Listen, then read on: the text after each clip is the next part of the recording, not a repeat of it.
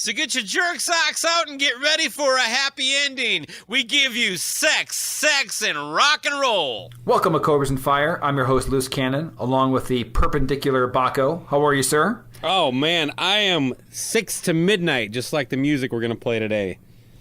Oh, yes. We, reach into your pocket, grab onto your rocket. We are going on a ride. Correct? A lot of dicks going to be in this episode, man.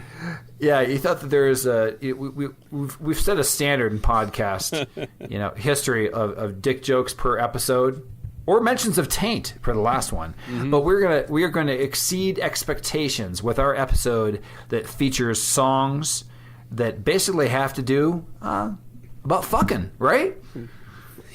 I like when Rob Kern told us that story. You know what this song's about? Fucking. We're just breaking down rock and roll over. Yeah. He's like, telling his wife, hey, Dawn, what song? You know what this song's about? Fucking. So, yeah. You know what this episode's about, people? Fucking. So that's what we've got. That's what we got for you. We're going to call this episode Sex, and Rock and Roll. Get rid of the drugs. You got room for more sex. And that's really what rock and roll is all about. I mean, come on, people. You got, it's either power, sex, partying. I mean, that's the basic core of rock. Yes? Yeah, I mean, that's why it's made by ugly people. Just like this podcast. Yeah, no doubt. So we got faces for radio, people, or faces for podcast. So here's the deal. What we're going to do is we're going to take some of the most, let's just call them overt rock songs about sex. What do you think? Yeah, and if it's all right, could we lead off with a personal story of my own experience writing lyrics that may be somewhat suggestive in the penis into vagina? Is this the Jesus Chrysler song or pre? No. This is okay, this is me before I even knew how to play guitar, writing lyrics in a notebook. Okay. So this is a little bit of Jesus Chrysler pre-com. Yeah, let's put it that way. Yeah. But yeah, in 1983, 84, whatever. I was in junior high, somewhere around that time. I had a little book that I had some written lyrics, and I don't know which one that my stepmom would have found.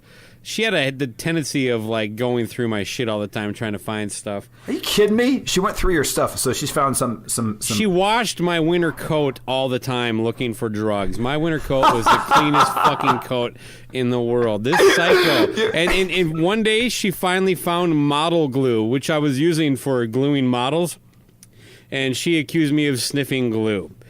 So we had a kind of whatever. We had a little bit of an abrasive relationship, but the point being is that she was already kind of gunning for me, and I had some very childish, overtly sexual lyrics that she surprisingly, when she talked to me about it, was kind of cool about. She wanted to just make sure that I wasn't about to rape some woman or something. All I remember was one of the songs is called Power Ram, and my little pre-pube, pre-laid mind, and it's I remember the line, slam it in her with the power of a ram. Power Ram! As I grew older, I became much more progressive. I don't really write about sex a lot in Jesus Chrysler, at least not in the I'm going to go out and fuck some hot stripper and that kind of stuff. But I was definitely in that mindset at that time, so... that was, I clearly was aware of it. Yeah, I mean, and that's one of the reasons that drew me to so much of the 80s rock was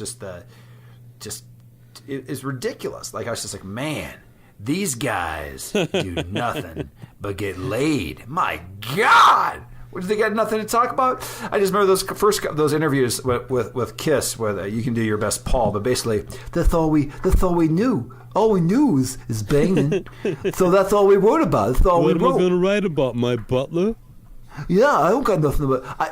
We had. What kind of voice is this? It sounds like some cartoon character. Hey! I'm the Paul on the show. Okay. Well, listen. I'm gonna just throw my hat in the ring, and it's a very nice hat. It's a nice feather and everything. And I'm gonna throw my hat in there. And anyway, so back in the day, we just knew about girls and having sex, and also about about room service, getting some meals and eating. but the eating I'm talking about, that's pussy. So anyway. When I say love gun, I'm actually talking about my penis. Oh, yeah, that's right. My God, that's still the best Kiss movie. Role models? Come on. Oh, yeah, it's fantastic. It's the best. It was the biggest surprise when I watched that movie, too. I've mentioned this in a previous episode. Yeah. I had no idea going into that movie that it was going to have a Kiss. Yeah, same here. They really didn't feature it, and I didn't hear any news about it on, like, Blabbermouth or nothing. So yeah, I'm sure I don't know who it is. I'm guessing maybe Paul Rudd is the music fan, because that, and then I think it was right after or 2 movies after. I Love You Man with the Rush connection. Yeah, that's what I'm saying. That was the same kind of thing. That was amazing. It might be Judd Apatow. He's the one who put both those together. Yeah, either way, I mean, great. Yeah, you want to kick this off with a hugely overt song by a band that definitely has those, but this one I think is their pinnacle, their peak boner song. Well, do you really think it's over when you say, like, sink the pink, it's all in fashion, drink the drink, it's old fashioned?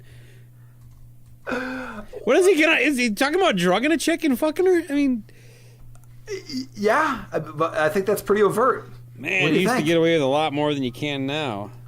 I don't think. Yeah. Was Brian Johnson in the women's march over the weekend? I don't a little pink old man hat.